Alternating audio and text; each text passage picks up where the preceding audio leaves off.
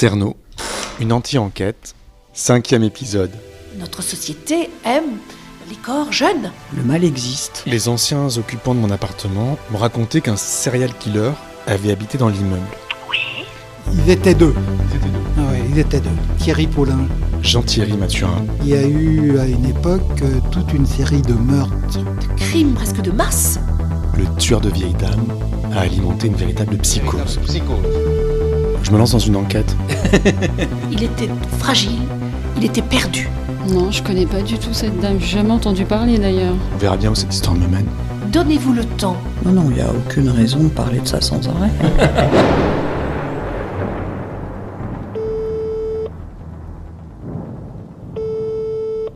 Allô ? Jean-Thierry Mathurin, 3, 2, 1. bon, il venait d'être arrêté. Nous étions au mois de décembre 87. Le premier rendez-vous, je voulais l'avoir seul.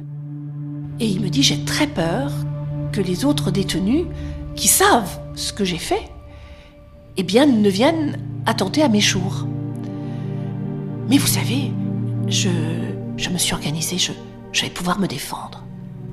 Ah, je lui dis, ah bon, qu'est-ce que vous avez organisé alors ? Et là, il ouvre son blouson et il me montre une fourchette. Il me dit, voyez, j'ai pris la fourchette à la cantine et je l'ai aiguisée. Et je me retrouve avec cette fourchette. Et je lui dis, mais je suis restée, je me suis pas départie mon calme. Bon, je lui dis, oh là là, il faut absolument que vous rangiez ça. Parce que vous vous rendez compte, vous avez été fouillé avant de venir me voir. Il me dit, ben oui, ils l'ont pas vu. Je dis oui, mais voyez là, il faut ranger ça au plus profond de votre blouson. Parce que si jamais un des gardes découvrait cela, on va considérer que c'est une arme. Donc faites attention. Et donc il l'avait rangé. Voilà, et l'entretien, alors c'est vrai que j'ai eu, je dois l'avouer, des sueurs froides, mais plus a posteriori, vous voyez, parce qu'il était extrêmement sociable. En fait, on a eu un dialogue extrêmement ouvert, très correct. Très souvent, nous avons des personnes qui, même la main dans le sac, il faut bien l'avouer, vont dire que ce n'est pas elles, vont dire qu'on s'est trompé, vont dire que non, c'est une erreur judiciaire. Là, c'est pas du tout ça.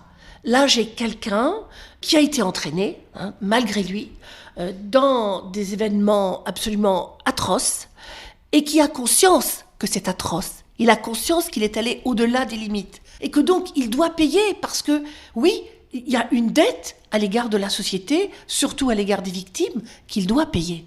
C'est-à-dire que vous avez perçu une humanité en lui ? C'est exactement ça. Même quand des choses monstrueuses se produisent, il y a cette humanité et c'est ça qui est extraordinaire, ce basculement. Comment est-ce que l'on peut être un être tout à fait ordinaire, parce que Jean-Thierry Mathurin était un garçon comme il y en a des centaines. Il n'avait jamais fait parler de lui en mal auparavant. Ce n'était pas un petit délinquant, ce n'était pas un trafiquant, ce n'était pas un repris de justice. C'était quelqu'un comme il existe des milliers de garçons donc de 18 ans à l'époque. Et il a basculé pendant une quinzaine de jours de sa vie dans l'horreur la plus totale. Je sais que ça peut paraître très difficile, peut-être pour certains de vos auditeurs, de comprendre. Mais nous ne sommes pas là pour donner une peine. Nous ne sommes pas là pour condamner. Nous sommes là pour essayer de porter la parole de cet homme, qui peut être considéré comme le dernier des derniers. Mais nous, on est là pour porter les arguments que peut-être son manque de connaissances, son manque de culture, son ignorance, tout ceci ne lui permet pas de pouvoir dire les choses. Et nous, on est là pour essayer de porter cette parole et de faire en sorte qu'elle soit comprise des jurés et des juges. Et si on arrive à expliquer et à ce que les gens comprennent, parce que juger, comme dit le philosophe, c'est comprendre. On arrive à comprendre, je pense qu'on arrive mieux à juger.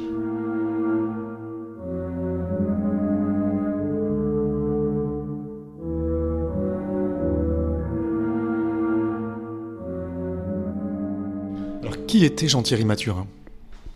Alors, Jean-Thierry Mathurin est un garçon issu de milieux sociaux totalement défavorisés. Il est né en Guyane. Il a été maltraité étant enfant, alors je sais, on me dit toujours l'enfance malheureuse, etc. Ce sont toujours les ressorts des plaidoiries des avocats. Mais dans ce dossier précis, c'est un enfant qui a été aimé par sa mère, mais dont le père le détestait, et à tel point d'ailleurs qu'il avait voulu le tuer. Donc il a eu une enfance très chaotique.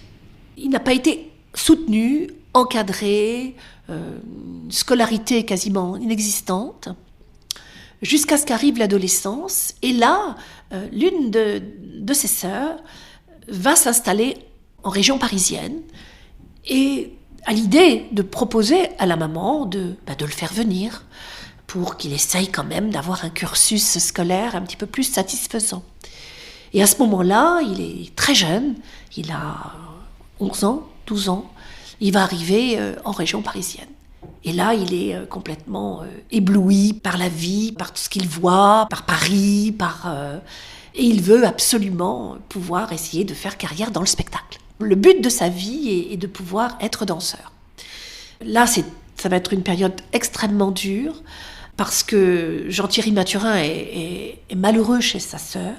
Il ne s'entend pas avec son beau-frère, et la maman va venir le rechercher. Et ils vont avoir une vie d'errance à partir de ce moment-là, parce que la maman n'arrive pas à trouver du travail, elle va faire des ménages, elle va faire ce qu'elle peut, mais ils n'ont pas de quoi se loger.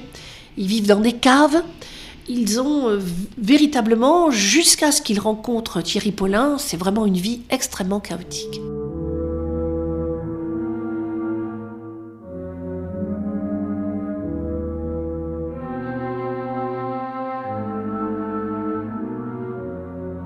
Et puis il rencontre Thierry Paulin, qui l'éblouit, qui le fascine totalement, qui lui fait connaître ce monde de la nuit qui le fascine tant.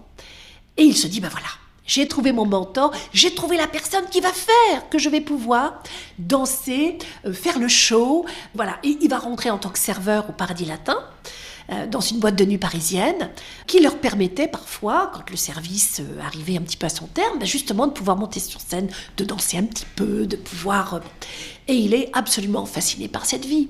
Et il est trop jeune pour vraiment appréhender le personnage, qui est vraiment Thierry Paulin.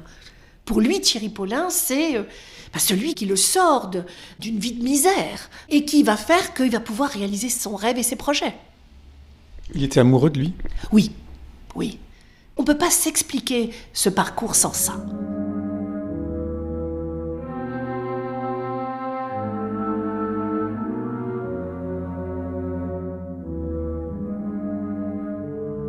On dit qu'il était toxicomane. Oui, c'est tout à fait exact. Mais certes, vous savez, il y a souvent des artistes du spectacle qui sont au fond très timides. C'est parfois paradoxal parce qu'on se met sur scène, on est sous les lumières des projecteurs, et en même temps, parfois, certains artistes sont extrêmement timides. Et Jean-Thierry Mathurin est quelqu'un de timide. C'est quelqu'un qui est effacé. C'est quelqu'un qui aime le spectacle, mais qui ne sait pas comment faire pour arriver, qui est un petit peu perdu, qui lit et écrit très mal, qui est complexé de cela et qui vraiment veut s'épanouir, veut sortir de la misère de sa condition, mais il ne sait pas comment. Et il pense à l'époque, mais il faut se rendre compte de l'époque, il avait 17 ans et demi, 18 ans. Lorsqu'il rencontre Thierry Paulin, il se dit, voilà, c'est lui, l'homme de ma vie, c'est lui qui va m'apprendre tout ce que je ne sais pas. Alors qu'au fond, Thierry Paulin n'a fait que l'utiliser, se servir de lui.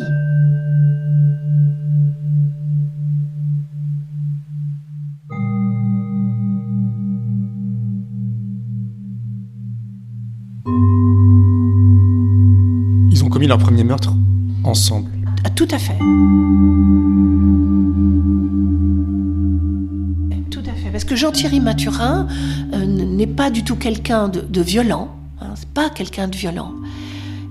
Ce qu'il y a, c'est qu'ils avaient de constants besoins d'argent. Parce que, comme vous disiez tout à l'heure, ils étaient toxicomanes tous les deux. Et il fallait de l'argent. Comment trouver cet argent ? Alors Thierry Paulin, qui était toujours le meneur, l'instigateur, a dit on va voler des sacs à main. Et ils ont effectivement commencé comme cela dans le métro. Sauf que les choses ont failli très mal tourner, ils ont failli être arrêtés. Et là, Thierry Paulin s'est dit non. Il faut que nous trouvions un autre mode opératoire. Je pense que la sagesse n'est pas de faire comme ça. Ce qu'on va faire, on va suivre ensemble les personnes âgées. À l'époque, il faut vous dire, il faut se reporter à l'époque, les personnes âgées ne touchaient pas, pour la plupart, leur retraite par virement. La plupart du temps, elles allaient au bureau de poste. Et là, on leur remettait, en espèces souvent, leur pension de retraite. Et puis, elles allaient, bien entendu, comme tout un chacun, faire leurs courses au marché ou ailleurs. Donc, Thierry Paulin va dire à Jean-Thierry Mathurin, eh bien, on va les suivre. Quand elles vont sortir du bureau de poste avec leur argent, on les suit. Comme c'est en pleine journée, il n'y aura pas de bruit, on n'entendra rien. On va les suivre.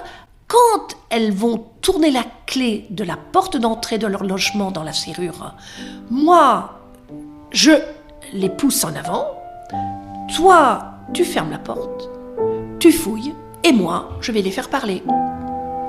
Parce que je pense que Thierry Paulin aimait ça, aimait torturer, faire du mal, voir souffrir, et surtout faire en sorte que Jean-Thierry Mathurin assiste à cela, qu'il l'avélisse, qu'il lui fasse voir ça.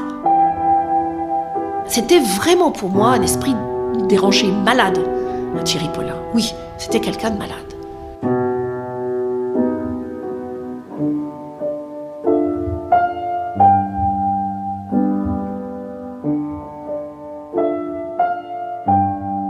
Et donc, effectivement, ils vont commettre ce premier meurtre et Jean-Thierry Mathurin ne s'y attend pas parce que Thierry Paulin, bien entendu, ne lui dit pas les choses. Il lui dit « toi, tu fouilles et moi, je m'occupe ». Voilà, je m'occupe de la personne. Mais il pense absolument pas qu'il va lui faire du mal et encore moins la tuer. Il ne pense absolument pas à cela, absolument pas. Et là, il est atterré, il est en état de sidération de voir ce qui se passe et il n'a pas la force. Il n'a pas la force de s'enfuir, il n'a pas la force à ce moment-là de quitter Thierry Paulin parce qu'il est dépendant de lui, notamment au niveau de la drogue. Il est dans une relation terrible. Il va d'ailleurs être parfois menacé par Thierry Paulin qui va lui, avec un couteau à un moment donné, lui faire une blessure à la joue. Une cicatrice, il gardera la cicatrice d'ailleurs de cette blessure. Donc il est dans un état de soumission, de dépendance. Il prend plusieurs mélanges de drogue, de médicaments pour pouvoir, me dit-il, tenir le coup. Et il assiste d'une manière comme dans un état second à ce qui se passe. Il m'a toujours dit que jamais il n'avait tué qui que ce soit, ni levé la main sur les vieilles dames. Il fouillait pour trouver de l'argent et il attachait, il ligotait la vieille dame. Mais il ne la brutalisait pas, il ne lui faisait pas de mal. C'était Thierry Paulin qui se chargeait de cela. Et sa maman me dira quelque chose de très... qui m'a donné à réfléchir. Elle m'a dit, vous savez, j'ai le sentiment, c'est comme si Thierry Paulin avait dépossédé mon fils de son âme, comme s'il l'avait envoûté, vous comprenez, comme s'il avait pris son esprit, comme s'il le possédait totalement. Il filait ses victimes jusque chez elles, il les torturait pour leur faire avouer où elles avaient caché leurs économies, et puis il les tuait. Thierry Paulin ne pouvait pas s'arrêter. Il était hors de question qu'il travaille, hors de question. Il lui fallait de l'argent, beaucoup d'argent. Alors certes, il trafiquait en matière de stupéfiants, mais ce n'était pas suffisant. Quand on vit seul dans le 18e arrondissement de l'époque, la plupart des dames âgées n'étaient pas fortunées. C'est ça le paradoxe. Donc, pourquoi sont-ils allés chez elles ? À suivre. Pourquoi sont-ils allés chez elle ?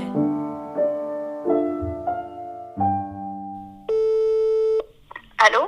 Chers auditeurs, Vous venez d'écouter le 5e épisode de cette anti-enquête. Vous pensez peut-être que la série est presque terminée, et pourtant ce n'est que le début. C'est pas vrai. Si tout se passe bien, l'anti-enquête s'étendra sur une 50aine, voire une 100aine d'épisodes, histoire de prendre le temps d'explorer toutes les pistes autour de cette affaire criminelle, et de faire le plus de rencontres possible. Non! Tous les jours de la semaine, entre 2 diffusions, je continue à enquêter sur les victimes, sans savoir où ça va me mener. Dans une improvisation totale. Je passe ensuite de longues heures, sur mon ordinateur, à monter toutes les paroles que j'ai recueillies. J'espère que le résultat vous plaît. Tous vos messages m'encouragent à continuer. Il reste de nombreux lieux de crime à visiter, beaucoup de personnes à rencontrer. Ah ça? Si vous appréciez ce travail, si comme moi vous souhaitez que cette anti-enquête dure longtemps, vous pouvez désormais me soutenir, participer et faire partie d'une communauté d'auditeurs. Pour cela, rendez-vous sur patreon.com/cerno. Ça ne vous prendra que quelques secondes. Tout vous sera expliqué sur le site. Je répète, patreon.com/cerno. Cerno n'existerait pas sans Théo Boulanger, c'est lui qui compose toutes les musiques. Je l'aime beaucoup. Merci beaucoup et rendez-vous dimanche prochain. Ah non. D'ici là, ne laissez pas traîner vos grands-mères.